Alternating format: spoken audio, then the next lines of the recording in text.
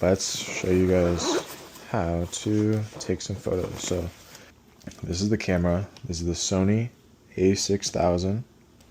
I always recommend to have an extra battery in your bag. If you ever wanted to access your SD card or your battery, it is down at the bottom right here. So what we're going to do is flip this on, and it's going to turn the camera on.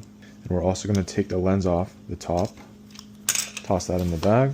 And usually during the shoot, you want to hide your bag. You don't want it to be in the shot. Always, for real estate photography, it's important to keep your lens as wide as possible, unless you're doing some kind of maybe detailed shot where you may want to zoom in. Typically, keep it wide. So this is our tripod. We're using a Manfrotto, and I extend it to 2 legs, which is about hip height for me. Have this bottom attachment inserted like so, and you'll see it click in. Now what I like to do is extend the screen kind of like this, so I have a good view. What's really important is, I don't know if you guys can see the screen properly, but I have grids and lines. So with real estate, it's always important to keep things centered, horizontal. Then what I'm going to show you guys is the proper settings.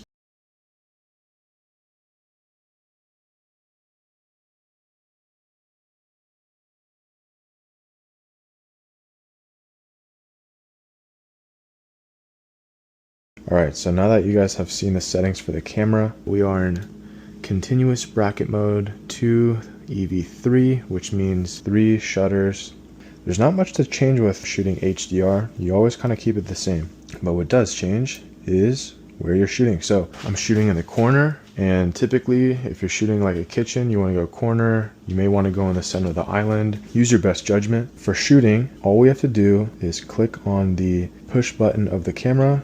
We want to see the green grids, and then we'll just hold down and you'll see 3 shots for 3 different exposures of the shot. These 3 photos are going to be blended together, and I'll show you kind of what that looks like as the finished photo. During a shoot, we'll kind of go throughout the room, to different corners, and do the same exact thing. Just make sure, we have alignment with all the straightness. But if everything looks good, all we have to do is do the same exact thing. Look at the green grids, and then hold it down. HDR is honestly the easiest kind of photography that you can do. Go through all your shots. Take as many shots as possible is what I'd recommend, because at the end of the day, you can always go behind the camera and delete the ones that you don't like. Afterwards, all we have to do is flick this out. We just turn it off. We put the lens back on.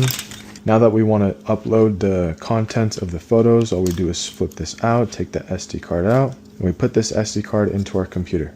And now we just upload into the Google Drive. You typically want to put it in the raw folder, and then once you have that sent to an editor or you edit it yourself, you then move it into a delivered folder for all the delivered photos.